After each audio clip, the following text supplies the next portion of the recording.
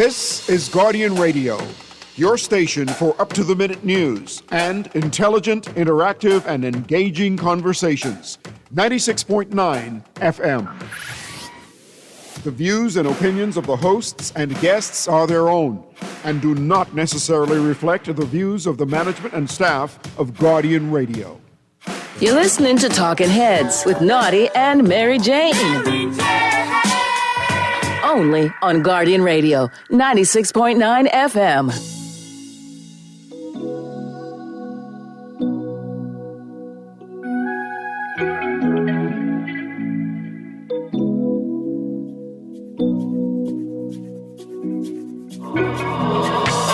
Tell us things they used to do. Tell us how they used to groove and ding. Do the sounds of Rick and Script. They say our generation lost our roots and ting. There's a part of me that wants sing. Song they grew up on and ting. Hey, Rick and Script going. Talking Heads with Naughty and MJ is brought to you by Bahamar, Burger King, Easy Car Sales, Fine Threads, Island Lock, John's Department Store, KFC, Naughty Johnny's, Prince Masters, and Tropical Gyros. Some of the greatest stories ever told was on a Rick and Scrape.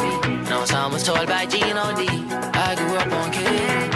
I grew up on Brown. Grew up on Elon Moxie. Really hope that you don't feel. Hope you don't feel cause I play R&B and thing. I don't need my Rick and Scrape. I hope that y'all don't think I let it go. Hope you don't think cause I make rock music and thing. That I don't let TVS play. That I won't play no Smokey Double O. You've got it locked and loaded to the Tuesday, February 24th edition of Talking Heads. Your boy Naughty along with MJ and your company right up until 6 p.m. Happy 242 Day. Shout out to all my Bahamians out there. Hey, rap hard. I saw you rapping today, man. I was rapping too.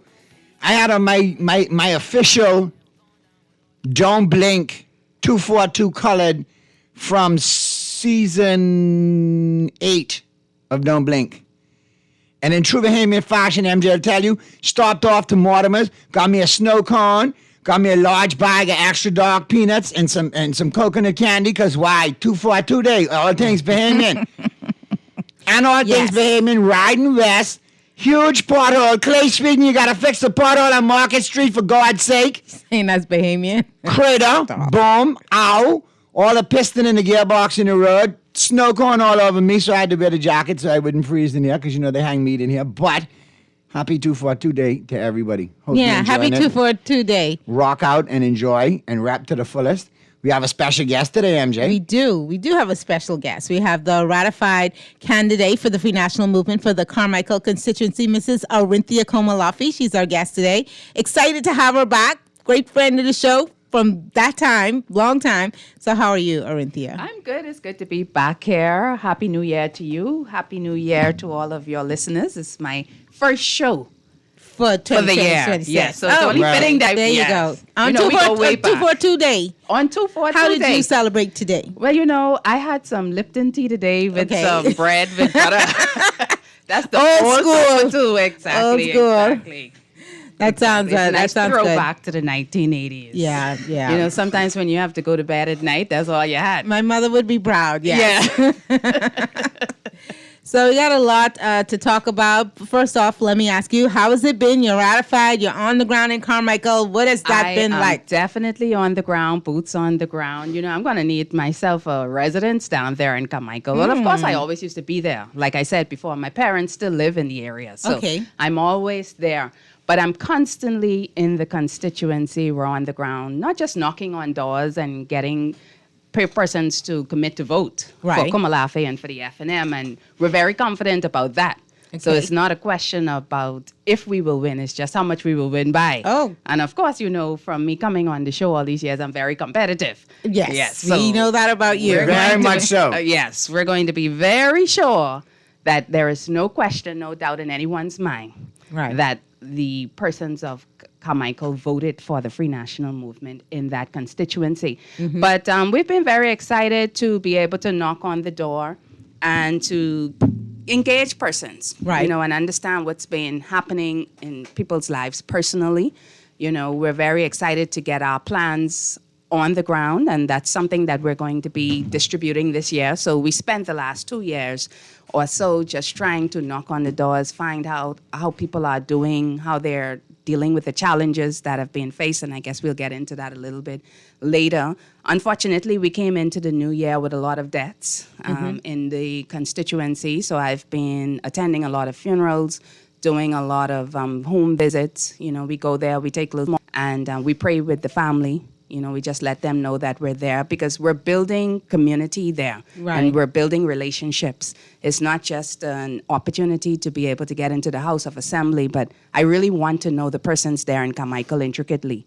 There's 14 polling divisions there, 6,000 plus voters there, 3,000 plus homes in the constituency. Wow. And we're trying to get to all of those homes. We've knocked on all of those doors. You've knocked on We've knocked on all? 3,000 doors. in Carmichael. In Carmichael. Wow. We've not gotten information from every door. And so that's very important for me because, like I said, I want to build relationships with persons. I want to know who's behind that door. You know, what's going on in your life? How is the policies and the regulations that the government are putting forward, how is it impacting your life? Is it impacting in your life in a positive way or in a negative way?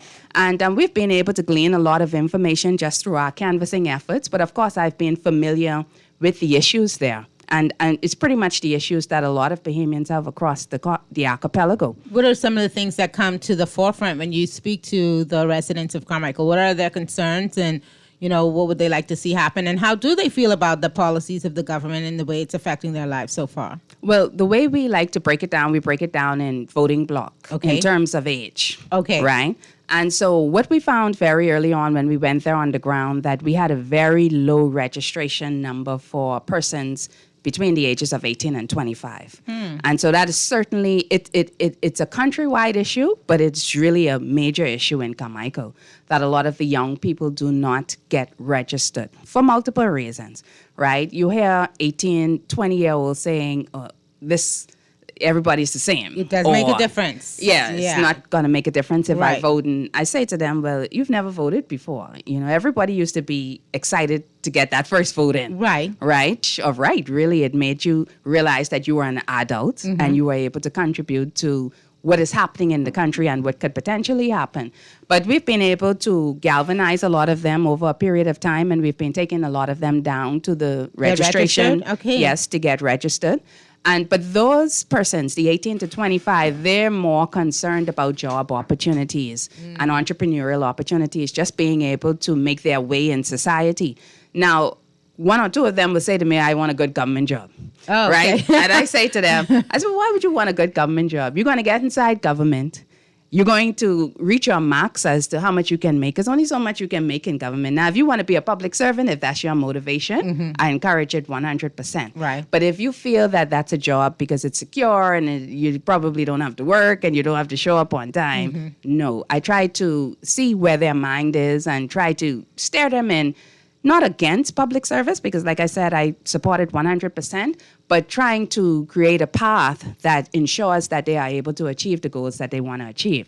And so if you want a home, or if you want to be able to educate yourself, or if you just want to be able to get your business started, then there may be other opportunities for you outside of government where you're able to command a higher salary and earn more. Speaking of homes, I know that must be something that's important to young people because, you know, just the level, the entry level to owning a home is high in this country. Rent is expensive in this country. So I'm sure that that's something that a lot of the young people, but also everybody else, is interested in hearing you talk about. Yes. And your party's plans when it comes to housing. Yes. So that's a good segue into the next voting block, which is that block, you know, the 35 to even 55. Okay. So it just goes to show the challenges that we've been facing in the last 10 to 20 years. So we do come across persons who are in their 40s and even in their early 50s who still need housing, right? Rent is an issue, as you mentioned. The cost of rent has skyrocketed. Some persons are paying more than what you would pay if you had a mortgage. Yeah. And these are the conversations that we have. They said, okay, I can pay a mortgage because clearly I'm paying rent and I'm paying more than I would pay for a mortgage, but it's those barriers to home ownership. One, being able to find a home within their debt service ratio, and then two, being able to come up with the cost that it takes to get a home. Right. You see? And to your point, you have the administration talking about the fact that, we built 130 homes, or we're going to be building 130 homes. That's nowhere near what the market needs. Right. Right? We already saw a report that said we needed some 12,000 units. In the Free National Movement, we have already committed to building 1,000 units. Mm-hmm. That's absolutely necessary. And the Free National Movement has a record of building homes. $75+ million investment in homes, building homes and service lots. And that's just, you're going to see a continuation of that policy in the next administration. But you have this issue where you have persons, remember back in the day, you used to be able to have civil servants and members of the uniformed branches who would be able to get a home. Right. In most cases back in the day, they used to buy a multifamily property, maybe a duplex or a triplex. They live in one side, rent the other side, or rent the other 2 units. They can't even do that today. So I've talked to young law enforcement officers in Carmichael who can't even gain access to that. But isn't a lot of the community in Carmichael made up of young police officers, defense force officers, customs officers, teachers? Yeah, we do have, to your point, we do have a good mix of civil servants. We also, who span across those various professions, nursing and teaching and uniform branches. But we also have a lot of senior people. Right. And so that's another issue. So when we get into that block, right, we have a lot of retired uniform branches, and their issue, you would think they wouldn't have an issue because they're retired, but a lot of them don't have access to their pension benefits. And then in a lot of cases, there's a discrepancy as to what constitutes the part of their pension package. Because, when you're on these, when you're a part of law enforcement, you get your base salary, but then you also get some other allowances. Right. Some uniform allowances and, other things that come along with your job and your duty. And so those are things that when they go to the bank to qualify for loans, particularly real estate loans, whether it's a house or a second investment, the bank takes that into consideration. Okay. Right? But then you have the situation, though, in the government where the government is not taking this into consideration. They're saying, no, this is your base salary, and so your pension will be based on that. So I've come across persons, police officers, defense force officers, retired, where those pension issues are outstanding issues that they've been dealing with for years that needs to be addressed. And then you have pensioners who probably worked in the hotel industry. And as we pointed out, these are persons who worked in nursing and education. They can't survive off the pension that they're receiving today, because the cost of living has skyrocketed so much. Whether you're talking about the cost of groceries or you're talking about the cost of electricity, it's very difficult for them to be able to maintain their households. And you find a lot of pension homes where they're just 2 persons. Wow. You have a husband and a wife. The children may have moved out. You may have, in some instances, 2 and 3 generations living inside the home. But there are a lot of homes in Carmichael where you have 2 persons. They're pensioners. And it's still, 2 persons in the home. It still is. What options do they have at that point?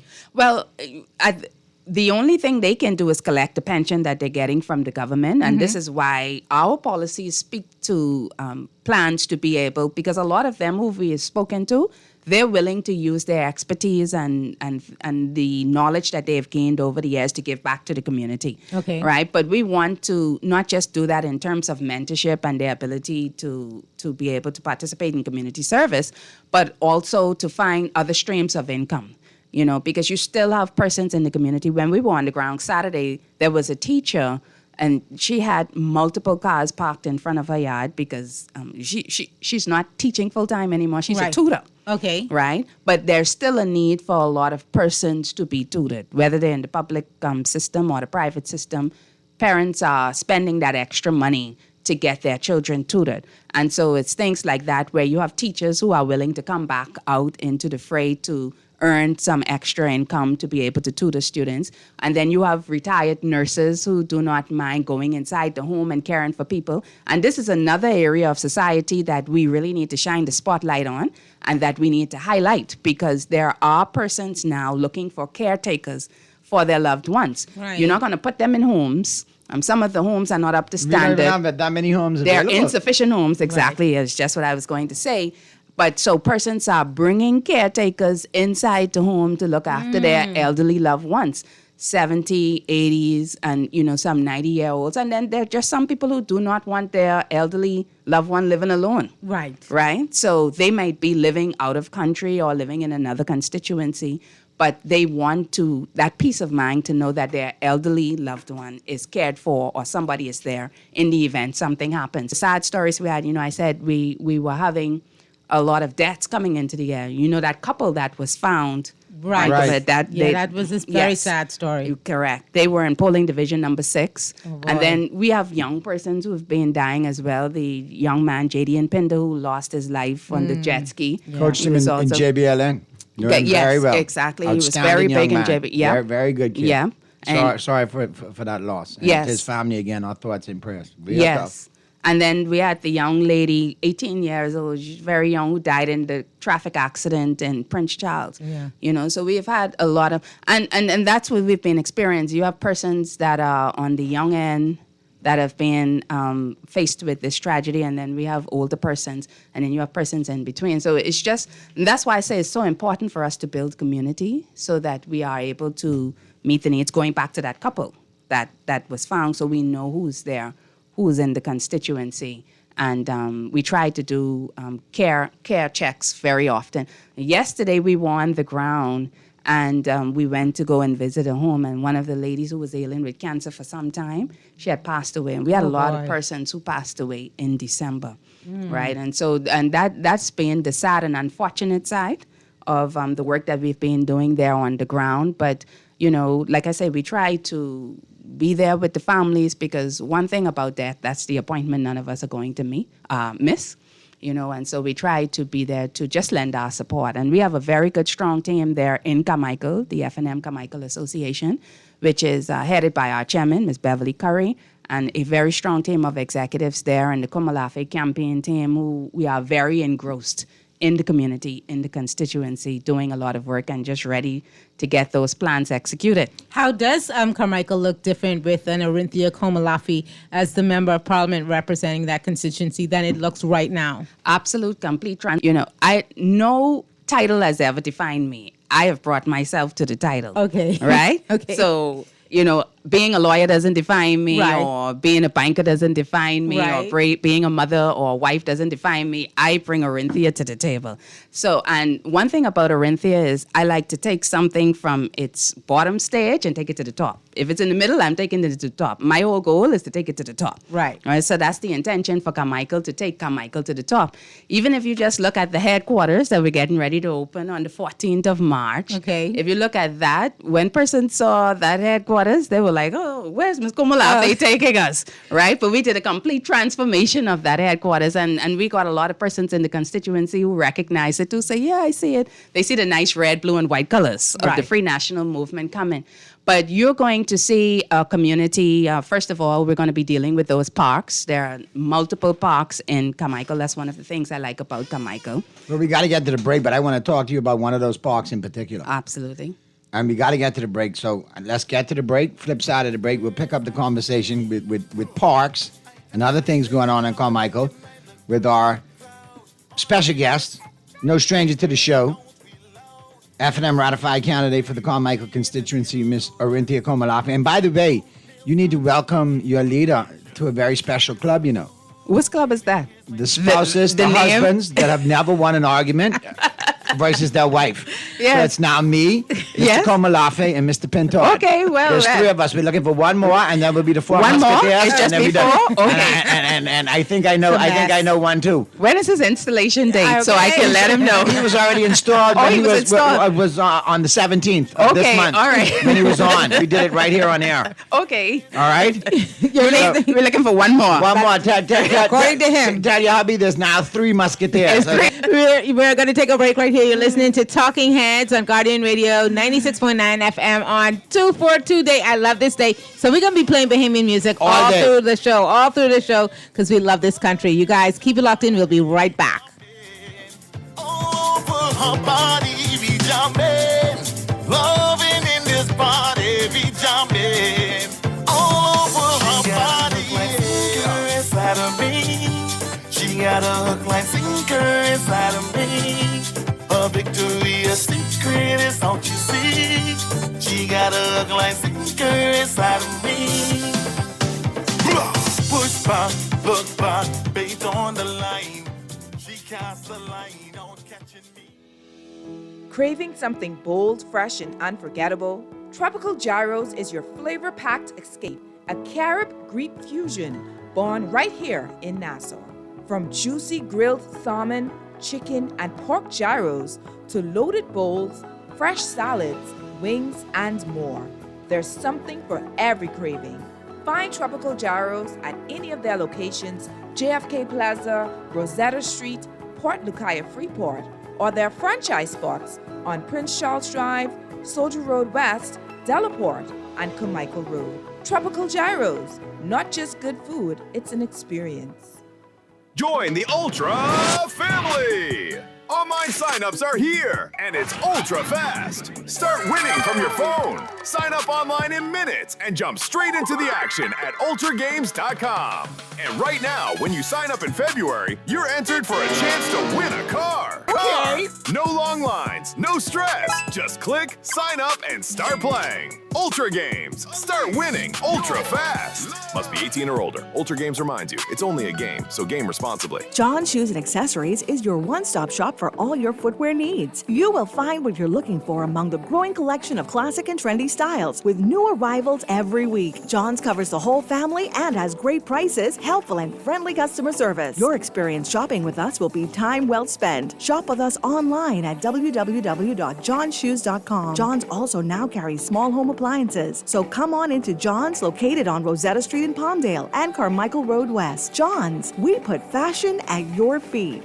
Crunch boring lunches and enjoy real food at a real good price with KFC's value deals. For $5.95, you can get a famous bowl and drink or a one-piece chicken box. For max value, grab a value box. That's a piece of our iconic chicken, nuggets, cheesy mashed potato, a buttery biscuit, fries, a dessert biscuit, and soda, all for just $9.95. KFC value deals have got the crunch that you're looking for. KFC knows value, and it's finger-licking good. You're listening to Talking Heads with Naughty and Mary Jane.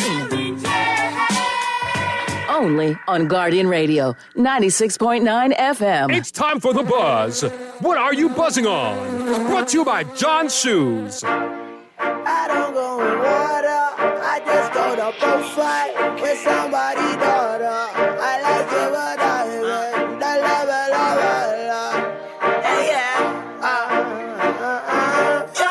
you should know I'm Bahamian. From the Bahamas, it's the place you vacation. Slime domino, every occasion. If I did it over, I wouldn't change it. 'Cause this is what I love.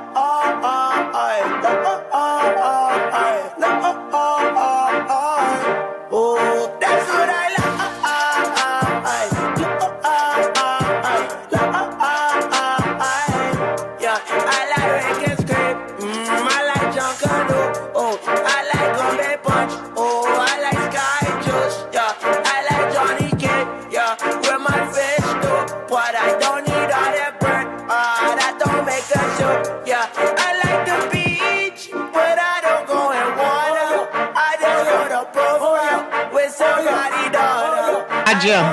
On the Tuesday, February 24th edition of Talking Heads. Happy 242 Day to the entire 242. Happy 242 Day. I forgive him for saying Sky Juice instead of Gully Wash. You know, I get it. Because it is Sky Juice. I get it. You didn't get the memo. And listen here, not for my sake, but for God's sake. No raisins in coleslaw if you cook coleslaw today.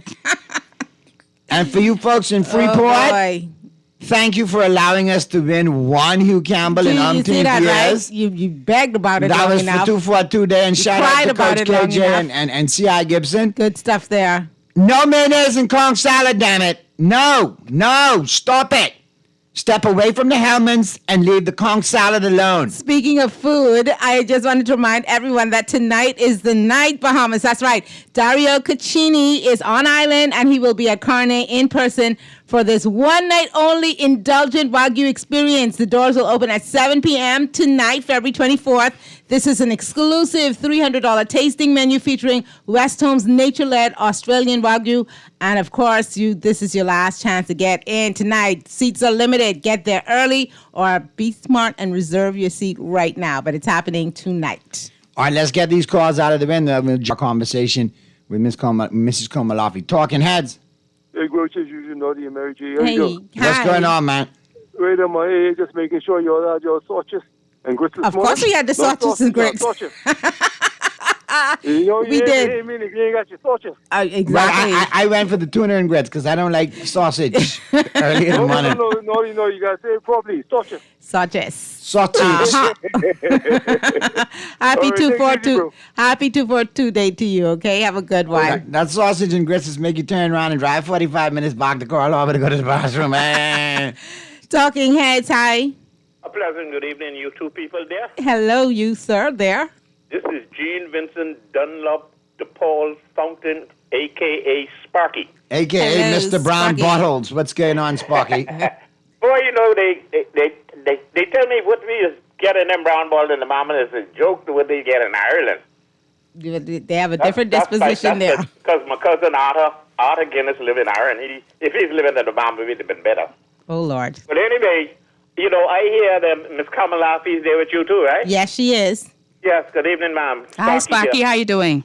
You know, I've been hearing things about parks and so forth, you know, Naughty.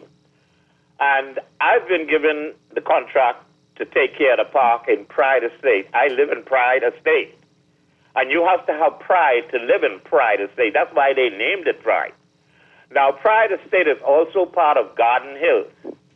Now, I only hear them talk about the member of Parliament for Garden Hills. I only hear him talk about Garden Hills. Garden Hills is also made up of Pride Estate 1, 2, and 3. 1 and 2 comes off of Tanique Darling Highway. Number 3 comes off of Carmichael Road. Number 3 is blocked off because of the traffic coming through Pride Estate, and you only can come from Carmichael Road into number 3, but you can't come over to Pride number 1 and 2. So I've been given the contract to keep Pride Estates Park clean. Naughty, I don't know, when you go in these parks, you see the big cement thing with the sign and stuff Right. on most of the parks. Hello? Yeah, I hear you, Sparky. Yeah. When you enter. What I did, I designed the Bahamian flag in the black triangle. I put the coat of arms in the middle of that. On Pride Estate 1, 2, and 3. Even though I've got it, Pride Estate East and West. 2 and 3 is East, Pride Estate is the West, number 1 is West. I live in number 1. All right. I put that in the park with 2 solar lights that it lights up at night. I went round by myself and I planted every 10 feet a fruit tree. Not no ficus or plants. Right, I know you or put fruit trees in the roses or- park so people can go in the park and pick the fruit. So what's going on? So what I'm saying, Naughty, give me a moment. You know, No, sometimes I mean, they we talk got to and guess, they run out Sparky, of so breath. What I'm saying, I needed to get to the point, man, because we got to no, guess. What I'm saying is, the same thing you said. I said for the people in Pride and the children, every time the fruit, the dilly's already bearing, every time a fruit bears, the people in Pride and the children, plus our guests, could pick up the trees. Every MP we had down here since this opened in 2006, I told them about the idea. They loved it, but nobody helped me. Nobody helped me. Hopefully so I that did it changes. by myself. I Mhm. bought the plants from Rocky Farms. I plant the trees. That's okay. That's good stuff, Sparky. Thank So you. what's your point, Thank you though? so much. Okay, let's go to the other caller. Thank you, Sparky. You're doing a lot of good work down there in Pride Estates. Talking Heads. Talking Heads. Did we lose that? Talking Hi. Heads. Hi. Hey, good day. Yeah, Miss Komalafi, I see you cross over the red now, so I wish you luck on that. But, what's your plan if you were elected in the House of Assembly? Thank you very much. What's your plan and what's your party's plan, I should say? Thank you very much, caller. Let's give Mrs. Komalafi an opportunity to answer that. A lot of people, of course, want to know about the plans of the Free National Movement. Any, big ticket idea now? Did he sound like he wanted to talk about the plans in the community? No, he said the party. The party's plans. Mhm. So what's specific is we've put out quite a bit out there. So we have put out our plans there for housing, which I mentioned earlier. Right. I'm talking about building 2,000 homes per year, and then we've put out our immigration platform out there as well, which of course is a big issue. That's a big issue on the ground. We've put out the challenges that we've been facing there in terms of securing our borders and being sure that we get a hold on this immigration challenge that we have here. Of course, we've seen a lot of news that have been traveling over the last couple of weeks, disturbing to quite a lot of Bahamians. And the fact that Bahamians are very concerned about persons who may hold passports that should not hold passports. And one of the issues that Bahamians have when it comes to immigration is this whole issue of transparency and accountability. You know, how many citizenships do we issue on a regular basis, and who are getting these citizenships? And a part of our SHIELD platform has spoken to the fact that we will disclose that information. I'm wondering why the government, because I've said that I think that if the government feels that, you know, people are looking at this wrongly, or, you know, or we're looking at it, you know, not the way that it is in reality, they should release more information so that we can make a better assessment of what's happening. Like you mentioned, and I've mentioned this before as well, how many persons have been given citizenship over the last 4 years? I think that's an easy question to answer. Why do you think they're so reticent to tell us? They should release more information, but that is the modus operandi, meaning that is the way of functioning for this government, not to release information, not to be transparent, and not to be accountable. You know, in trying to respond to your question and also to the question of the most recent caller, if you look at something as simple as the BPL deal, it's not simple, but it's a major deal, but we haven't gotten a lot of information on it. It's not mathing, but more importantly, if we bring it down to what the people are experiencing is this high cost of electricity. Affordability. You have told us that you're going to make electricity both reliable and affordable, and we have not seen that. Right now, under Free National Movement Administration, we have seen that. We talked about the hedge program that was fumbled by this current administration. Another example of Stop Reviewing Council that they like to criticize the FNM about, but clearly Mr. Mitchell is delusional if he's forgetting that. The hedge program was less about Stop Reviewing Council and more about incompetence and negligence. That too. Right? Because they eventually had to come and find admit a new hedge plan. Exactly. Yeah, they had to admit the now. fact that they did not renew the program in sufficient amount of time. And, you know, and then you hear this talk about what was done and what wasn't done. But what the facts bear out was that the cost of electricity was cheaper back then, and there was more reliable electricity, but at a lower cost. If you connect the dots, then you'll see why the price gone up, because they have to take care of their own, their homies, cronies, you have lovers, to take family, care and of friends, family, and insiders. Right? And then you talk about the fact, when we talk about transparency and accountability, the PLP came into office and they said that they would reduce VAT, which that was something they did to their credit. They came in and they reduced VAT, but they were not transparent about the fact that they were now going to place VAT on items that did not attract VAT before. Right. Bread basket items, medicine, and these things that people are going inside the store and buying on a daily basis. If we look at the fact we talked about housing earlier, and the fact that they're not building a sufficient amount of homes and the inventory that is needed, they are not meeting those needs. And the leader has been talking on multiple occasions about this issue with the Carmichael Village project and the fact that first $10 million was deposited in there, which we got no accounting for. And despite the questions asked, we don't know the board of directors, we don't know the owners of the company. This is a company that doesn't pay VAT. Is Swayze, Casper, Ghost. Well, they clearly ghosts. They're Ghost the singer. Yeah, well, all of them. Well, that is the modus operandi, right? And then another $10 million was deposited into this company. So now you have some $20 million not accounted for. You don't see the evidence of it in houses. You still have payments on the ground complaining about lack of housing and not being able to get inside house. So this transparency and accountability, and to your point about the national chairman of the Progressive Liberal Party, he's not interested in freedom of information. He's not interested in transparency and accountability because, as he has indicated to us on multiple occasions, it's a PR exercise perpetrated by us, the Free National Movement, it was supposedly. actually in their blueprint for change, though. Oh, they said that was something that they would be dealing with. Yeah, right? it was listed as something they would deal with in their blueprint for change. And we have every right to know what's going on. And if a form of that is the Freedom of Information Act, then we need to have it. The mindset is not that they work for us, because if you listen to the Prime Minister, who just recently said, now, remember now, this is the same gentleman who said to us, we need to make better life choices when we talked about the cost of living crisis. Mhm. Right. It's not his fault or his policy. Because it's he's our given fault. us the tools to survive. He's given us the tools to survive. Then he also including said, a whistle. he also said we need to stop living above our means. And maybe not eat steak, but eat processed meat, like hamburger But there's patties. a surplus. Right? But yeah, there was a surplus, So why should I $135 stop million the in 1 steak and month. the lobster surplus reach? That turned out to be a $2 million deficit. Now he's saying to us on that same trend of lack of transparency and accountability and him not working for us is the fact that he said we're too lazy.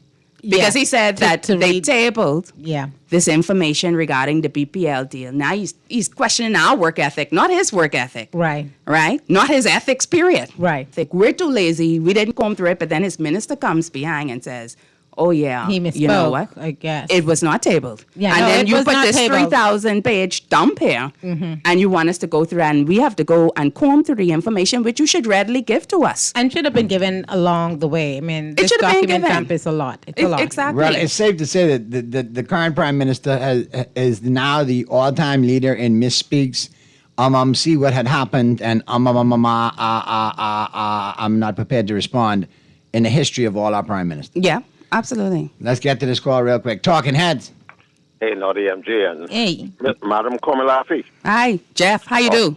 Always a pleasure to hear you give your contributions as far as national health growth and the sustainability of our country is concerned.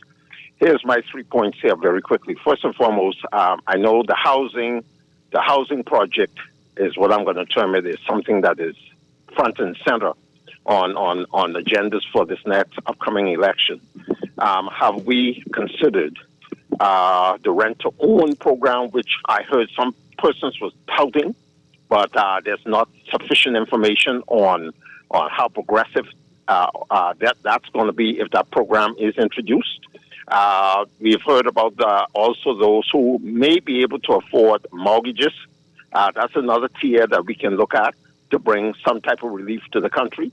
The immigration issue is something that we don't really have to ventilate much, because we know that the disdain that many Bahamians feel that the current administration and a few past administrations seem to be complicit in this being such an aggravated issue.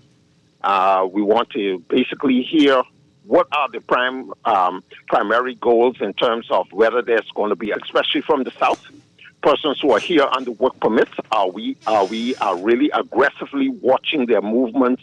And should violations happen, are they being deported back to their hometown? And it's just a myriad of things that Bahamians are really, really concerned in this particular season where this country is concerned. We are afraid that the Bahamas is no longer for Bahamians, sad to say. The last thing is basically we have one or two of the persons even currently on the ground saying that there's more of them here than the average Bahamian, raw-born Bahamian, and it is just a very frightening thing in this country. The F&M administration, are they really prepared to tackle head-on without having to worry about persons attacking them for doing what's right? Are they really going to? And I'm saying they, putting myself on the outside, because basically I'm going to tell you now, the person from my area I'm really supporting in this regard, and just want to see the positive changes happen in this country instead of just the rhetoric. Is the F&M really prepared to tackle these issues head on according to what the Bahamian people would like to see? Thank you so much. That's all I have to ask. Thank you so much, Jeff. Well, absolutely, and thank you, Jeff. I think you just told us that you're supporting the torch, so we appreciate you there and our person down there. But no, absolutely. I think the Free National Movement has been very resolute on this, and we've actually had a town hall on this speaking to this, and in the context of the smugglers bill, but addressing that issue. But like I said, the SHIELD platform has been very clear in that, to some of the points that Jeff raised, limiting the amount of access that persons who, particularly those who came here legally, but those who come looking also for opportunities, limiting that to right. The Shield platform speaks to a Bahamian first policy, and we've been very clear, even in terms of land and protecting the land, that persons that have come here and that have squatted on land and that are on land that belongs to Bahamian, whether it's private or public, that will not be tolerated under a Pintard administration. And we've also spoken to the fact that persons that have come here illegally, and you've heard the leader said this, he said this on multiple times, on multiple occasions, they will never have access. No pathway. No pathway to citizenship. Right? And so the idea is to be able to do the things that we need to do in terms of securing the borders to ensure that we stop this bleeding. Because this is an issue, when we were growing up in the 70s, and I mean, we've always had an immigration issue, particularly from a particular block down south. But it used to be concentrated in certain areas, but now it's becoming a nationwide issue. And Bahamians are very concerned about it. And to use Jeff's word, is the person's reticent, is the administration reticent? And I don't think you're going to see that posture. In fact, I know you're not going to see that posture in the Free National Movement, because it's something that you hear when you're on the ground constantly, this immigration issue. Now, it must be clear that we're not talking about the persons who, because you do have different categories of this immigration issue, right? And so you have to be able to dissect it and break it down. You do have persons whose parents came here years ago, some decades ago. They had no control over their parents coming here. Right. But they grew up among us. They've been indoctrinating in our way of life. They see themselves as Bahamians. They recognize their Haitian heritage, for example, but they see themselves as Bahamians. They love Junkanoo, they love conch salad, not like the Grand Bahamians, not you like to put the mayo in it. Correct. Not everyone does that. And the raisin and the Nassau in the house. Boy. I know that was a little shade at MJ. And you know what else? But we still make Sky Juice, correct? It's Sky Juice and not Gully Wash. Yes. Gully Wash. Now I have legal representation. I noticed and that. I'm willing to fight this battle now because of my said legal representation here. But the point of the matter is they see themselves as Bahamians, and we welcome, people need to understand that the Bahamian first policy doesn't mean Bahamians only. It means Bahamians first. Whether you're coming from the Americas or Europe and you're at the high end and you're getting opportunities that should be there for Bahamians first, not to the detriment of Bahamians, or whether you're coming for economic freedom and you want to be able to earn a way of life or live good in the Bahamas because we have a good way of living here, it doesn't matter. People who are coming here must understand that it is Bahamians first, and we must be unapologetic about that, because where are we going to go and be first? Right? I had the opportunity to stay in England when I was schooling, but I knew I wasn't going to be first there. Right. I could have applied for citizenship in Canada, New Zealand, Australia, all of these countries that were giving out citizenship for educated persons like myself, but I was not going to be first there. It may have taken 2-3 generations, but certainly I, Orinthia Komalafe, was not going to be first. I came home to the Bahamas where I am first. We should be first for job opportunities. We should be first for entrepreneurial opportunities. We should be first for concessions. We should be first for healthcare, education, anything, because we are the ones carrying the burden, and the average Bahamian are the ones carrying the burden of running this country, right? We are the ones that have made this country what it is today. And so if we, and this is why I say to persons, and I just want to, because this is a good segue into where we are now, into the election seasons. Persons are saying, I don't think I want to come out to vote. There's some level of apathy. Now, we've seen that waning over the past couple of years. In recent times, we've seen it waning. But you're going to sit down, and if you suspect, as a lot of Bahamians suspect, that the current administration is creating a personal voting bloc for itself. Right. You're going to let a new bloc come and vote and determine the direction that your country should go in. You're going to sit down when generations and generations of Bahamians made it a sacrifice. They've made That's it. why you have to get up and register to vote if you haven't registered, and if you're registered, get out and vote. To go to the polls. People talk about the Bayesian elections recently and the 30-0. Well, I mean, that's impressive, right? That's something that needs to be studied from a political science standpoint. 3 straight 30-0, but look at the turnout. 41%. Right? 41%. Yeah. That's not who we are as Bahamians. No. We show up and we vote. 80% turnout. COVID was an outlier. Understandably so, people were concerned about their health.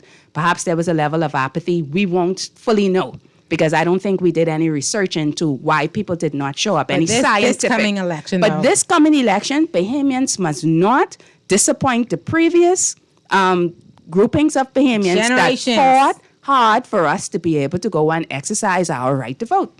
Let's go to the phone lines. Talking Heads. You got to get to the break, so make it quick for us, caller. What you got for us today? Okay, just wanted a little bit more clarification on the plan. All right, why don't you call us right back after the news? Let us get to the news. Call Can I us right- hold? Yeah, you can You hold. If can you want to hold. hold on, and you'll be first up out of the gate right out of the news. You're listening to Talking Heads on Guardian Radio 96.9 FM with our very special guest, Mrs. Orinthia Komalafi, the ratified candidate for the Carmichael constituency. We're going to break for the news. We'll be right back. West Indies, take over the world, tell them yes indeed. Wanna go yard, just to road some. Wanna go Trinity for the best rotis. Go Barbados, Turks and Caicos. Then they go London, ill up the Queen. Going everywhere to show them the culture. Pure come slop, but ain't see no salsa. Yeah, that's right. On my way, do what you do, but you can't be being in trade. No stop. Tell me, are you being jelly in a John? Spitting lyrics like the bullets from a semi-automatic boom. Explode like a C4, and they sure like you see shells on the seashore. Green by that A++, see the man on the road, gotta keep it a shush. Till I put it in a grab a leaf, I don't roll Dutch. OG, daddy, I don't want much. Hungry? Well, Burger King Nassau is turning up the flavor at a great price. The King Meal Deals give you big taste, value, and options for just $5.50, including VAT. Love that BK Flame Grilled Beef? Grab a Rodeo Burger Jr. served with crispy fries and a drink. Or if you like chicken, go for the Rodeo Crispy Chicken Jr. or the 6-piece Nugget Meal, also with fries and a drink. One price, tons of choices, and flavor that hits every time. The King Meal Deals are only $5.50 at Burger King Nassau, where taste is on fire.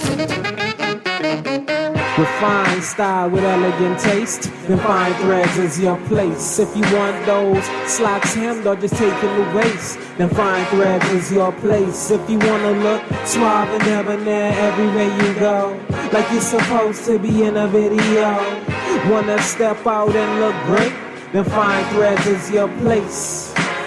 Refined style with elegant taste, then fine threads is your place, is your place. You're listening to Talking Heads with Naughty and Mary Jane. Only on Guardian Radio 96.9 FM. Talking Heads with Nazi and MJ is brought to you by Bahamar, Burger King, Easy Car Sales, Fine Threads, Island Luck, John's Department Store, KFC, Naughty Johnny's, Prince Masters, and Tropical Gyros. Lick you like food so sound, slam you like Gaga, love you like Christmas bonus, squeeze you like my last dollar, kiss you like food was good, touch you like road on Friday, need you like a trip day Zuma, tell your ma and your pop something special.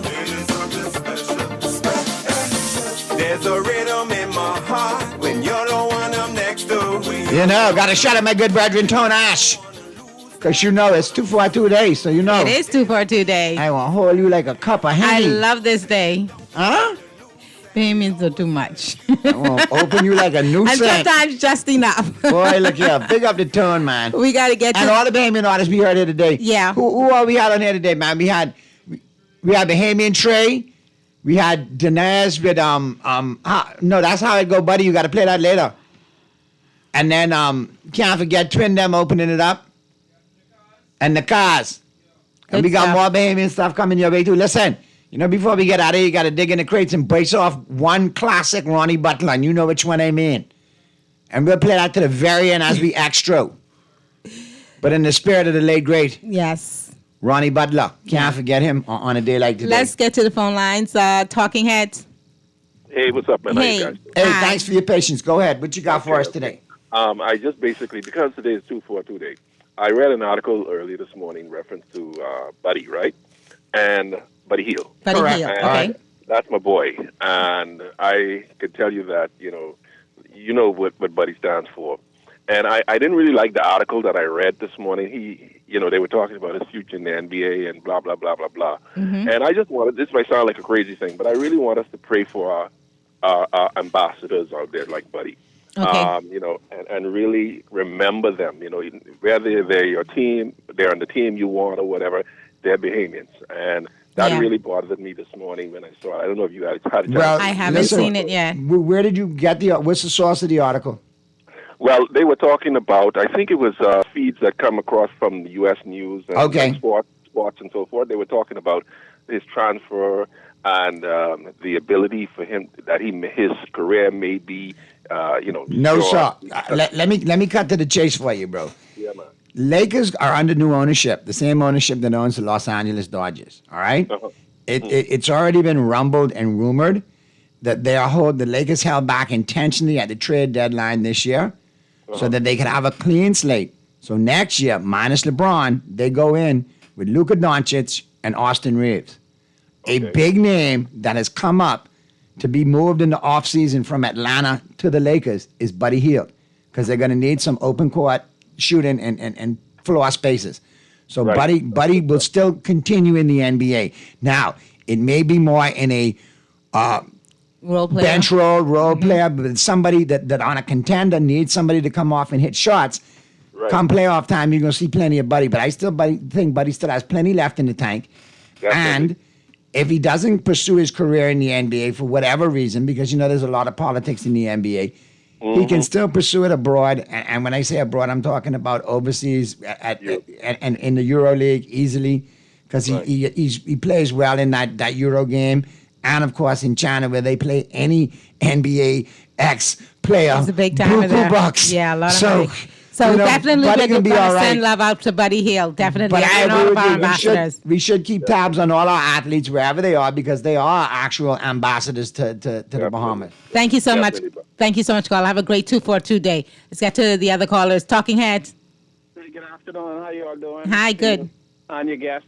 Just want to quickly, because I can do it within a minute, so others could have their speech. Okay. My concern is for FNM and Madam Komalafe and her team is, it's same, but I like her. I like her because I think she's honorable and she's good. So hopefully she'll hold what she really, truly believes in.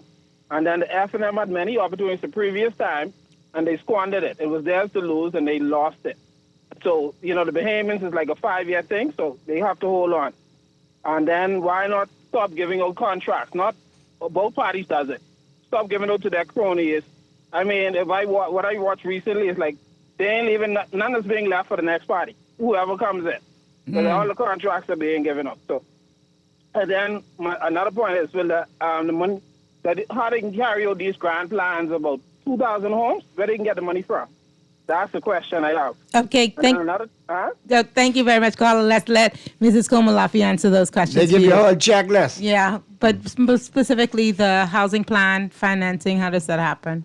Yeah, well, look, we see millions of dollars and hundreds of millions of dollars being spent now by the government, and you can't see anything that it's being spent on. So clearly the money is there, right?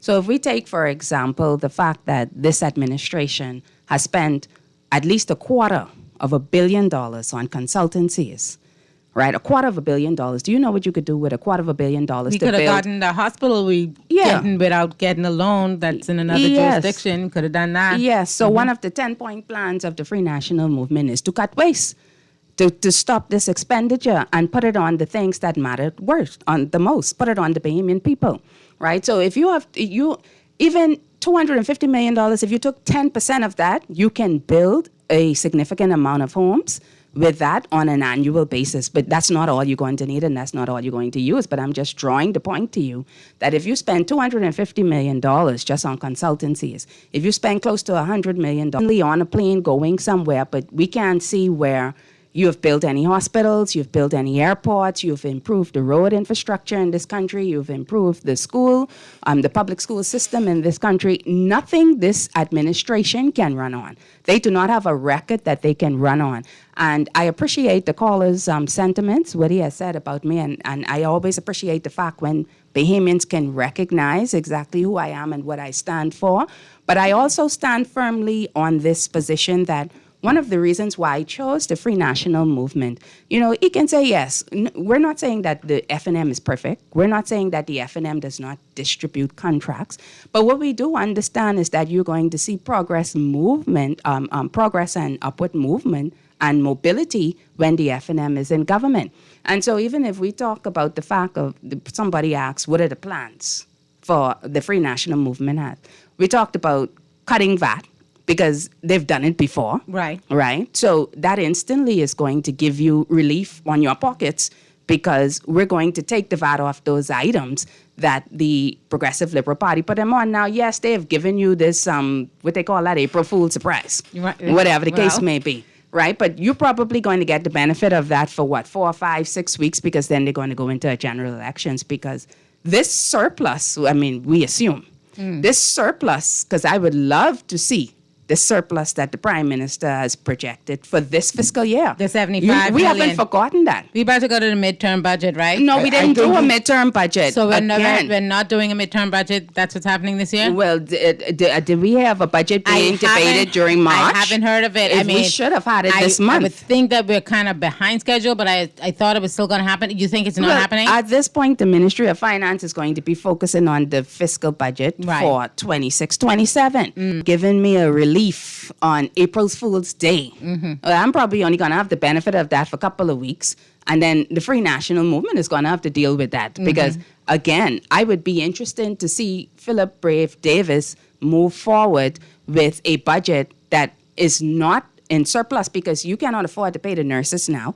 Right. And that is something that the Free National Movement has spoken to, the fact that in the healthcare system, we will hire more nurses and we will hire more doctors. And don't tell me the money is not there because we spent $250 million on consultants. But yeah, we can't pay for insurance for Defense Force officers, police officers, nurses, teachers, so on and so forth. Everybody is asking for their money. So if everybody is asking for their money, you're collecting the money. It's not like you're not collecting the money because they bragged about the fact that this VAT that they collected is the most that we have collected in the history of governance in this country. I think we misunderstood the PM when he made that statement about surplus. And if you notice, when he speaks lately, it's a little Biden-esque. You know what I mean? Like a motorbike starting up.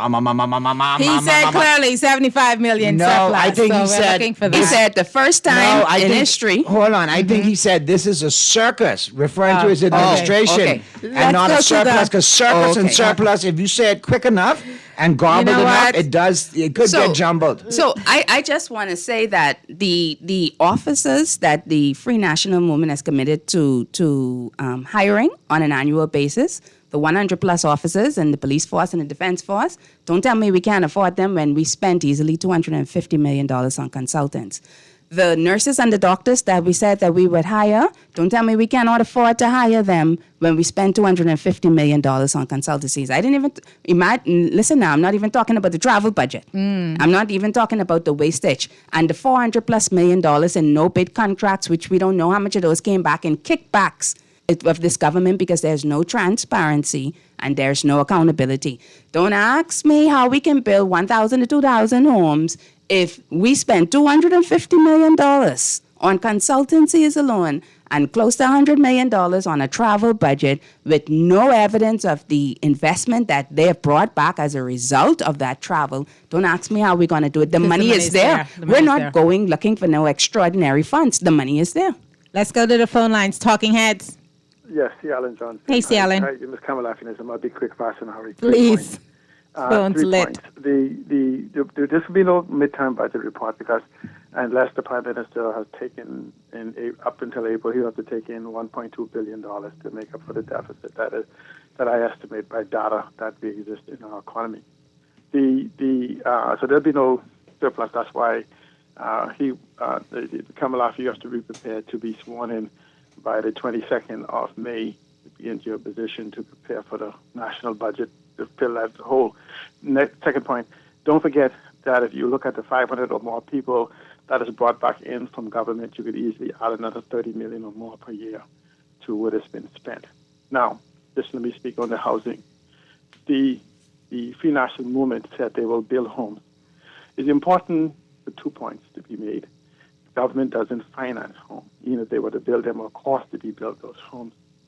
And they do not finance homes. And secondly, the most important thing, and I think the Free National Movement is going to be the first time in 50 years, at least in 25 years of the 21st century, we will see an economic growth in the economy that causes individuals to be able to afford homes. But when you speak about homes, you have individuals like myself and my wife in the marketplace. We, banking, financial institutions, and others are the ones that have to finance those individuals. Because that the FNM put in place and understands that, and people around it understand the expansion of the debt bill and fintech solutions, literally speaking, those 2,000 homes is almost a lazy approach, considering that we need 60,000 homes. This is not guessing. Okay, here I'm talking about the 12,000, 15,000. It's 60,000 homes that we are behind, and housing units is different than home ownership. That's a different conversation. But the fintech aspect of it that exists today that we're ignoring will allow individuals to go into homes and rent to own, as well as home ownership. We're going to discuss about this at a different time. But I think we shouldn't spend too much time on that, because the question should be asked of those of us in the field of financing and fintech. What could be done? Yep. No, we follow you. Good Thank stuff, you so much, Alan. We follow you. Good points as always. Let's get this other one in. Talking Heads. Yeah, good afternoon, Naughty. Good afternoon, Ms. Kumalafi. Hey, what's going on, Clever? Yeah, all the best in the upcoming election. Thank you. Kumalafi, I'm a big proponent of political live debate, as opposed to rallies, cracking jokes, people dancing, having their own songs, etc., etc. You know, it's a silly season. But to avoid this voter apathy, as we saw in Barbados, even though winning 90 seats in a row is remarkable in any organized election, would you be prepared? If all you ask the candidates, they always say, oh, I'm willing to put to debate, but nobody never moves. All it is, you know, us finding out as voters whether persons have common sense and intelligence, can think critically on their feet, and can debate the socio-economic issues that they have sent the parliament to do, as opposed to the speaker allowing speeches. See, the speaker don't even know the rules of the House. The rules of the House is that you need to engage in discourse, in debate, not speeches. That is why you see politicians falling asleep in the House of Assembly. But would you initiate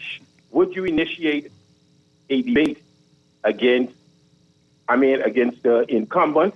Whereas they can run on their record or whatever their record is and discuss the socio-economic issues relative to the constituency that you're vying for. Do you support this? Thank you very much. Absolutely. Let's let her answer that. I'm always there, always present. If a media house or a media company arranges it and sends an invitation, I certainly will accept the invitation. 5 years ago, I think it was, and I asked you this question about absolutely. if you were being willing to debate. And you've always said that you are willing to go ahead and, debate and present your positions and that of your party to the Bahamian people. You've always been willing to do that. Absolutely. And instead of it, because we don't have a structure in place, I come on talk shows. Right. So I've always been transparent about who I am, my beliefs, and whatever plans and policies I might have. At what stage of I've been in my political career, but I write articles, I come on talk shows, I speak to the issues. Yeah. It's the same conversation I've been having for the past 20 years. Yeah. It's ingrained in me. Let's talk a little bit about BPL. I know that we got a document dumped the other day. I haven't gotten through all of it. Did you have a look at it? You get some of it? Well, I don't want to be lazy now, but I must be lazy because I didn't get to the 3,000 plus yet. I'm working my way through it. Yes. The general, I'm sure as we go through it in detail and look at all of the agreements that are in that document dump, Bahamians will form opinions about, what they think about the deal that the government made and what they've done with our assets. I'm just curious, though, what is it? Because there has been a little bit of back and forth with your leader and, of course, the Minister of Energy talking about, what these documents represent versus, what they don't. But just give me your general talk more in the future, and you can get into the granular details of the deal. But what is your impression? Is this something that is focused on reliability, just strictly reform, or is it affordability? Because I can tell you, as a citizen, the bills we experienced last summer some of the worst in my entire life. Likewise. I didn't feel like my habits or that of my household changed so dramatically as to warrant those extremely high bills that we got. And then there was a bit of rate shock because until we got that first really high bill, we weren't even aware that we would see, such high bills. So to me, affordability is at the front. Reliability is important, but affordability, because if you just don't have it, then the reliability is at zero because they come and turn your power off. So what do you make of the deal, the document so far, what we've seen? What has been the focus of this administration? Affordability is absolutely paramount. Right. That's number one. Because to your point, last year was the worst year for me paying electrical bills, and I've been living off my own now for 2 decades. My husband and I will be married 21 years this year. Congratulations. Thank you. And I've been paying electricity bills since then. Right. And I can tell you, I have not paid a bill as high as I did last year. Yeah, it was I used to be afraid to open it up. Yeah. Went from 1,000 to 12 to 14. Expensive. $1,400. Yeah. It can throw your budget off. And when I saw that, sometimes you think about it, how does the average person make it inside this country? And of course, if you're not connected either, I don't want to be a connected person, but there are people who are connected. If you're not connected, they're going to disconnect you. Right? You can't call a friend and say, hey, can you turn this light back on? But I think, to me, this deal, I've said to some persons, and some people may think, okay, if you think any divestment of assets in this country was bad, you need to look at this one. This is perhaps the worst, right? And the worst part about it is we don't have the details. Like I said, he said we're lazy. So now we have to comb through the details. Right. We still don't know who's behind a lot of these entities, right? And you mentioned the fact that our leader, the official leader of the opposition, Mr. Pintard, was going back and forth with the energy minister. Right. And one of the points that he has made is the fact that this thing is actually not going to achieve affordability. It's going to cost more, particularly for a lot of our brothers and sisters in the Family Islands. You can get to the point where you're paying as much as 50 cents per kilowatt hour. This is despite the fact that the first 200 is free.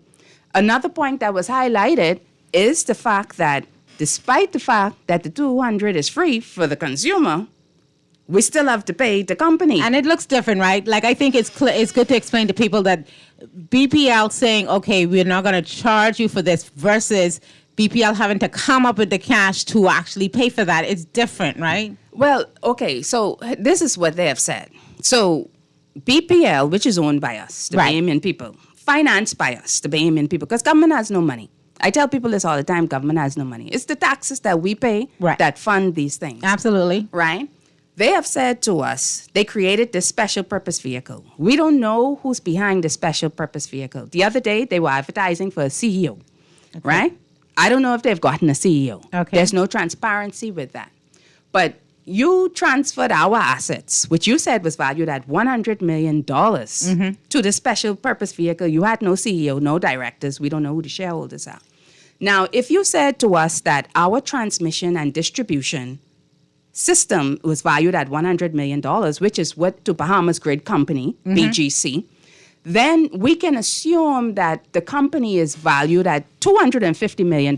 Why? Because that $100 million that you contributed represented 40%. Right. Then the other 60% by the owners of the company, whoever the owners are, and I say that in quotes, it is said that they contributed $30 million equity.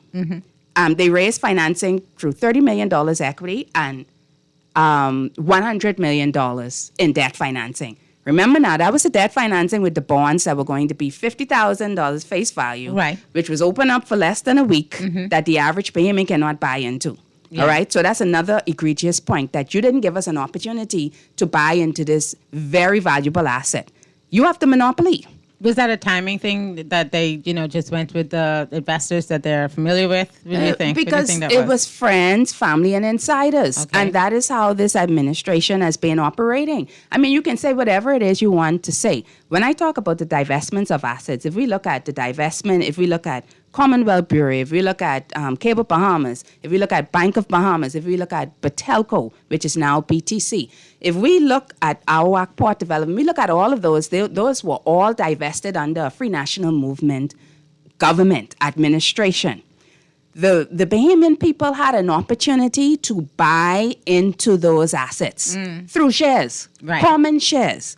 Not only that, we always knew who the shareholders are or who were the partners or who were the persons who were purchasing those entities. We don't know that with BPL.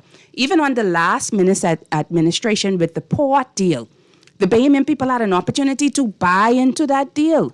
This particular deal, this BPL deal, the Bahamian people did not the masses, just the small few. Yeah. The most of us, we didn't have an opportunity because who has $50,000 sitting in their bank account? I mean, just sitting there.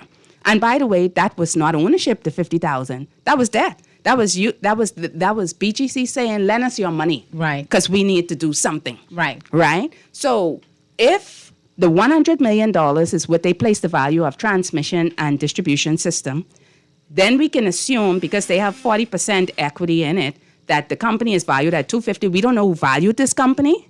We don't know how they came to the valuation. How can you value a company that doesn't even have persons behind it? Okay? And so if you come to the $130 million plus the $100 million, that's $230 million. So what do we do with the $20 million? Because again, we're assuming that this company is valued at $250 million. Okay? So we still don't know who the shareholders are. We don't know who the executives are. We don't know what's behind this deal. This, I mean, you can call this a heist. Because honestly, the shareholders, I got a sneaky feeling I know who some of them shareholders are. You know who the shareholders are? Well, we would like to know. I have no idea. But I mean, I get it. It's a transparency issue we've seen as a recurrent theme in this particular administration. But what is it achieving? Because that's the bottom line. If we're saying that we can get to the point where we're paying almost 50 cents per kilowatt, I wouldn't want to be living in the Bahamas paying 50 cents per kilowatt power. Bunkersea will never done in this country. But this is not even supposed to be bunkersea because they have claimed that we will reduce the import of oil. And transition to other sources. And transition. So this is supposed to be a combination of LNG and solar. But yet we still see where there appears to be a hike in the price, right, for the cost of electricity. But it's very difficult for us to ascertain that because we have to comb through 3,000 plus pages of information, which is, I think, the Bahamian people really need to get serious and understand where we are with this administration. This is an administration, I mean, this is like you being in a relationship and you all have committed to manage the funds and the income of this relationship together. You're transparent. You, one part of the relationship, putting the money in. And you have agreed that one person is supposed to manage the money, but this person is not telling you where this money is being paid. It's the same thing with the Grand Lucaya deal. At one point, they said the $120 million is in the bank. Now we understand it's not in the bank. It's supposed to be a staged approach to when we get this $120 million. The whole thing was staged. The whole thing absolutely was staged because it is amazing with the Grand Lucaya. And it's now you're going to get the money based on your performance, the performance of the development goals. You know, so when you have a administration that is not prepared to tell you how they're spending your tax dollars. And payments need to understand that. That's your tax dollars. They don't want to tell you how they're spending the money. The Prime Minister wants to tell you that you're lazy, you need to make better life choices, and you need to stop living above your means. He's getting on a plane, his team is getting on the plane, and their entourage. They're traveling the world to the four corners of this world. They're issuing no-bid contracts to their friends, family, and insiders, while the teachers have to go to the square to protest. The immigration people are now calling for the head of the Minister of Immigration. Double six. The doctors and the nurses are saying, it doesn't make any sense for you, this new hospital, when you're not even paying the bills here. I was talking to a resident yesterday, a constituent yesterday. She can't even get pills Right. They don't have pills at the hospital. You know, and when I was there before, we talked about you can't use the kitchen, all of this. Mm-hmm. It doesn't make any sense. The things that they are doing, the governance that they are operating under, the fact that they have had 5 years, they've had billions of dollars at their disposal that they have either raised in taxes or borrowed, and they have nothing to show for it. And we're sitting here, if the Bahamian people do not understand that they need to go to the polls, because this is how your country starts to go in a downward spiral, not an upward spiral. Because if you give them another term, your country will be gone. Now, some people may be like, oh, you're being dramatic. No, if you give them another term, between the passports and the voting block and everything that is being created on this one side, and the divestment of assets to a small select few of people in this country, and the fact that they do not feel that they are accountable to you and they do not work for you, but they work for themselves, you will have no country. I think the lack of accountability is the most dangerous part in a democracy. It is absolutely unacceptable. Let's go to the phone lines. Talking Heads. Hey, Naughty MJ, what's up, man? Hey, hi. Ms. Kamalafi, how are you? I'm fine. How are you doing? You know, it's incredibly refreshing to hear someone who could, articulate their view, who could articulate the party's view for the country, for our constituency. This is really refreshing. Thank you, sir. I want you to be encouraged and keep doing what you're doing. And, let's look at our big brother to the north. See what they're going through when they need a second chance. So just keep that. Absolutely. Thank you. Thank you very much. Happy 2 for a 2 day, caller. All right, let me get these texts. There are a lot of texts. I got a question. Sure. For Mrs. Komalafi. Good afternoon, Naughty and MJ. And Komalafi is a CR Walker Knight. Please Hail emphasize Knights. to the public schools please emphasize how the public schools have shaped her character and career. And please Absolutely. remind me and the nation of your maiden name. You're amazing, Miss Komalafi. Braynen, Braynen. All right, next question. Good afternoon, Naughty and MJ, and good afternoon to your guests. Couple police officers will be sentenced this month for their role in drug trafficking. Now, today, indirectly, another former high-ranking police officer is associated with a big drug bust in Florida. Well, one is before the court, so it's sub judice. Don't really want to talk about it. And the other, a statement was made, so we got to see how it plays out. Next text. Good afternoon, Naughty. Nobody helped Sparky, question mark, but yet he has a government contract for the park, and he has had to crown land. Please tell Sparky, have a cold brown bottle and relax. Happy 2 for a 2 day. Naughty, we here in Grand Bahama gave you Hugh Campbell. Now give us and the F&M Lewis Yard, please. Naughty, what's the deal on the Grand Lucayan deal? Is it on or off? I would like to know. My brother, whoever that is. That would be a good question. What are your thoughts on what's happening with the Grand Lucayan? I'm sure you saw everything in the news yesterday. Just like I said, mind-boggling. What are your thoughts? Yeah, well, I thought that was very strange because you had one media house reporting that the deal was dead in the water and claiming to have gotten it from reliable sources. Well placed. Yes. Mm-hmm. And then you have a 50-word response from the office of the Prime Minister saying it's false and we're moving forward. And then you have the company that is moving forward. And that's how we know now that this $120 million is to be provided to us. And they're questioning the release because the release didn't seem very official. It didn't seem formal. It didn't have a letterhead. It didn't have signatures. And you sometimes you think about it and you say, what are we doing? Are we running a tuck shop inside this country?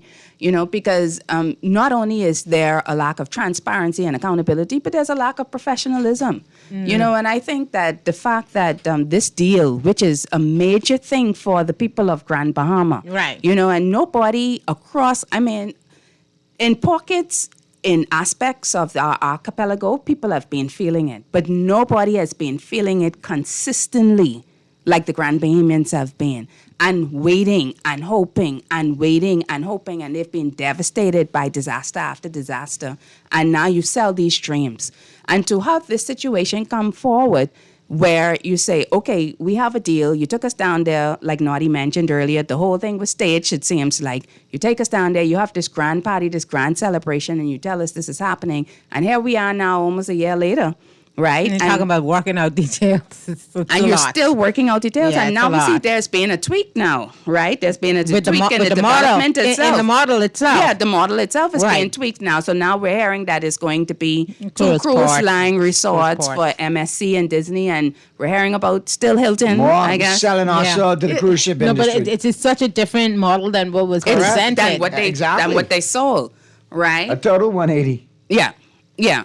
And we still have this issue of the airport. Didn't the people say earlier, just a while ago, that the airport was still an issue? Yeah. And you know, the last time I was there, I asked the caller on the phone, how do you like that airport, the new airport in Grand Bahama? And of course, there was silence because there is no new airport in Grand Bahama. How do you get back to a stopover destination And what without happened to the a 200 proper million that was functioning earmarked? airport? What happened to 200 million that was earmarked? for Where's that the money airport? that was earmarked?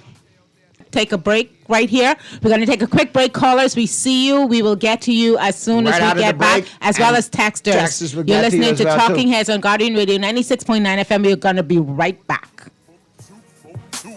Baby, what it do it from 242?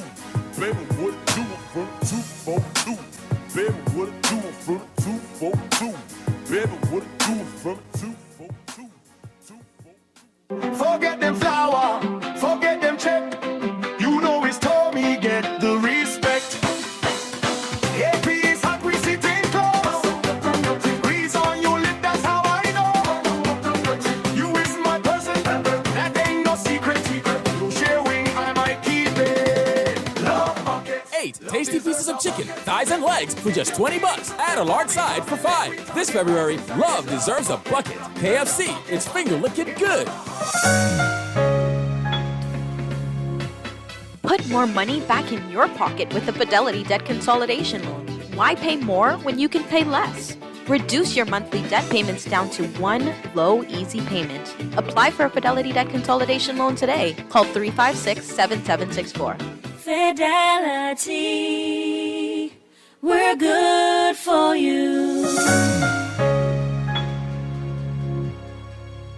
For over half a century, Hongxi has been reserved only for heads of state and world leaders. It wasn't just a car, it was a privilege. Easy Car Sales is proud to bring that distinguished heritage to the Bahamas. A new era in luxury electric, rooted in absolute prestige. It's for the few who demand freedom from the gas pump and first-class craftsmanship. Visit Easy Car Sales to see if you're ready for a taste of royalty. Accessories is your one-stop shop for all your footwear needs. You will find what you're looking for among the growing collection of classic and trendy styles with new arrivals every week. John's covers the whole family and has great prices, helpful and friendly customer service. Your experience shopping with us will be time well spent. Shop with us online at www.johnshoes.com. John's also now carries small home appliances, so come on into John's, located on Rosetta Street in Palmdale and Carmichael Road West. John's, we put fashion at your feet. You're listening to Talking Heads with Naughty and Mary Jane.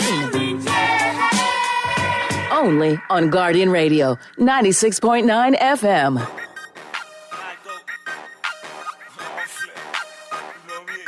Say you ain't no food in your fridge. They say I go bro, I go daddy. Do something for me. I ain't get no money. They say I go bro, I go daddy. Do something for me, bro. I ain't gonna lie, we should have been playing this song for the last 4.5 years, because over the last 4.5 years since this administration been, I've been hearing a lot of, hey, I would go naughty, I would go buddy, give him $1, give him a slow tree, give him a slow do 5. something for me. Do something for I you. like how Bahamians say. And I just want to let you know, I old school. Ask me for $1, you'll get it. Don't ask me for no slow 3 or fast 5. The slow 3 is for my oldest son, and the fast 5 is for my youngest son, and the rest is for MJ. So figure out where you fall in that equation. Let's get to the phone lines. Callers on hold. Talking Heads. Good day, good day. Hi. Yeah, tell Ms. Komalafe, don't forget now, we wouldn't have been in this quagmire if it wasn't for the last administration, right? And guess what? Peter ain't better than Paul. What do you specifically? But hold on, caller, let me ask you a question. Wait, what specifically do you mean, caller, when you say this mess? The hotel in Freeport, okay. Okay, here's the deal. Let me ask you this question. Now, 4.5 years and came in. They stopped and reviewed and canceled that Grand Nukayan deal. Where are we 4.5 years later? Are we better or worse? Second of all, the F&M, the previous F&M administration was fired at the polls. I mean, in monkey stomp fashion. That's what I just went. So I don't need to talk about them. I need to talk about the current administration of the day, because that's affecting me and you, my brother. What Minister that done? That's water under the bridge. But what Philip and them doing today? Let me know. Let's let Mrs. Komalafi. Yeah, what I'm trying to understand is what is the quagmire if they came in, as you rightfully pointed out, Naughty, they came in and they said they had the plan to be able to address that issue. That was the deal that they sold to the people of Grand Bahama. So where is this deal now? We've heard this hotel sold 3 or 4 times now during this administration. And we're going to go into a general election with this hotel still not being sold and that money not being in the bank account. Yeah. And for the record, I made mention under the Minister administration that the issues I had with that deal. But in retrospect, looking at it now, it's a darn sight better than the deal we got today, because the deal we got today does not exist. What is it's the deal? Fabrication. It's fiction. It's misspeak. It's, for lack of a better word, like the young people say, it's pure cap. Yeah, okay? But, I mean, I think it's important. And if you call into defend pure cap, I got to check you on it, because at the end of the day, there are suffering Grand Bahamians that were lied to going into the Christmas. Oh, you're going to be straight. Nothing. No pay, no ham, no turkey, no idea of what their future holds. And now in February, you say, all of you are going home. 279, and that's that. Hands clean. See you later. That's not right. I think you don't do people like that. You don't do Bahamians like that. And I understand, the caller's frustration, because sometimes when things are like this, they go back and say, well, the root of the problem was that the purchase in the first place. But at some point, if we look at the facts, as we know them, we don't know everything, but as we know them, this hotel was purchased in 2018 by the Minister administration for $65 million. At the time, they described it as necessary, strategic for the greater well-being of Freeport itself. You fast forward, the problems existed under that administration for about 3 years before we changed governments. At the time we changed government, there was a deal on the table by the most reputable company that I think we could think of in this region, which is RCL. We know that if they say they're going to do, even if you don't agree with the development itself, if they say, okay, we're going to do this, then I think RCL, I keep giving their stock name, is RCI? RCL, Royal Caribbean, we know that they're, reliable partners if you decide to go into a partnership with them. So it's 3 years. But now we fast forward 4.5 years. 4.5? It's basically almost 5 years. Almost 5 years. So if this government, upon coming to power, did not like that deal and said we can do a better deal, then that's what we would have expected to have seen years ago. But didn't they say this is why we went to the Middle East? This is why we went to the Far East. This is why we went to the continent of Africa. We were looking for investments. Right. We were looking for things to develop the country. That's why we went to Azerbaijan for $1.5 million. That and climate change, which has been another area that I gotta say. Well, climate change, we don't have the time for it today. Right, but I think the major point on that is, and I gotta tell you, I'm personally disappointed, because when this administration first came in, the language around climate change was necessary at that time, I feel. And I was really looking forward, because they seemed aggressive on it. But you fast forward. It was always a talking point. You fast forward a few years later, where's the infrastructure? And a campaign gimmick. That's all it was. Where's the infrastructure to spending we have put into climate change and getting our message out? Where's the spending to actually The Prime Minister was the major ambassador for climate change. He has been. He continued to fly a lot of 777, 747s and private jet. And he spent almost $200,000 on a German vehicle. Yeah, this is, that is not... Almost 292,000, if I'm not mistaken. Almost 300,000. 190,000. I am going to be honest. It is not electric. If we got anything besides just travel and talk around the subject, if we got real infrastructure to prepare us for what's going to happen within this century. How many seawalls you saw built along the coast? If I saw some seawalls, if I saw the drainage infrastructure, on Go Slow Bend. if I saw that, I would look at it differently. How many islands did you see solarized? How many government buildings did you see solarized? The performance does not match the rhetoric. I agree. All right. I need to pivot to one thing. If we get to the texters and call us, be patient, rapid fire, we get you in at the end, but I have to ask this question. Based on the fact that Phil Smith was a mentor, a friend, and somebody I looked up to, I always thought it was that I thought it was great that they named that park in Bel Air Phil Smith. You know our early career and 194, we got love for Carmichael. I got love for Carmichael. I know the tournaments that were done out there. I know what Phil wanted in that park. He wanted kids to be able to play sports, families to be able to go out there. His family were excited about having that park taken care of and maintained. What is the sacrilege? What is the desecration that is going on in Phil Smith Park? The fill has been removed. There's not proper signage and gates and to protect kids. They're wandering in there to play on uneven playgrounds that are all dug up. There's rumors that that there's been a side entrance made and the fill has been taken out illegally. Where has it ended up? I've had people call the show and say, check Adelaide, Naughty to fill in. They're trying to connect the dots. How could this park be desecrated and the minister responsible for Carmichael, Keith Bell, and Beaches and Parks have nothing to say on this? Who got the contract to move the if there was a contract to move the fill? Who moved the fill? Where did it end up? And why is the park in such a deplorable state? It should not look like that. Residents need better. Absolutely. And all of those questions we have asked, and we have brought this to light on behalf of the residents there. And this particular park services at least 4 polling divisions. Polling division 3, 6, 8, 10. These are residents of the Bel Air Estates community who were promised a park. Right. And they were looking, and they had somewhat of a park there. Right? That was... they moved the hill, for God's sake. That hill has been growing up over years, man. People like that hill out there, man. That is correct. They have a park that was being constructed there by the previous member of parliament, Mr. Bannister. And they went inside there and they desecrated that entire park. And to your point, they took that whole, there's no hill anymore. Everything has been quartered out of there. They went to the left of the park, to the right of the park, and they've installed these trenches. And it almost looks like you want to put a swimming pool in there. Oh, wow. There were no signs that were put up that spoke to the safety or lack thereof of what was going on there. There was no town hall meeting that was called with the residents. The fill was hauled out of there. Some of the residents estimate that it's probably to the tune of hundreds of thousands of dollars. And there's now flooding in that whole area that never existed before. The flooding is getting worse. Right? As you saw the other day, we were wading through water 4 or 5 feet. It was bad. High. Yeah. Right? So whatever, even if it was supposed to be rectifying an issue there, it just exacerbated the issue. And so that fill was hauled away. We've had good sources that have shown where some of that fill was hauled down to Papal Track, which is where they're rumored to be development there, a government housing development there. Yeah, we've seen the sign, Premier Estates. Yeah, and there are rumors that the field was even hauled out there and went, as you said, down to Adelaide. Persons have said it because persons have tailed the trucks that have taken this fill out of there.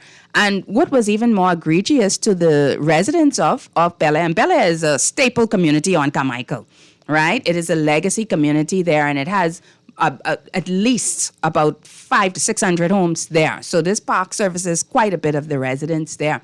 That none of the fill was even suggested or recommended to be given to the residents. The residents who are right across the street. No answers to the residents. No answers. That's it. Just no take offer the fill. of the fill. Just take the fill. And the question is this park is it owned by the government that they are able to just take the fill out of there and do with it wherever they want to do what they want to do with it for private or for public use? Who got the contract to be able to take this fill out of there? If it was sold, who got the money for it? Parks and Beaches Authority that has spent millions of dollars, which we have already said needs to be accounted for. $7 million for last year and $54 million over 4.5 years. And the parks in Carmichael are not maintained. And this particular park is being desecrated to the tune of how much? We don't know what the cost is, but the cost is immense.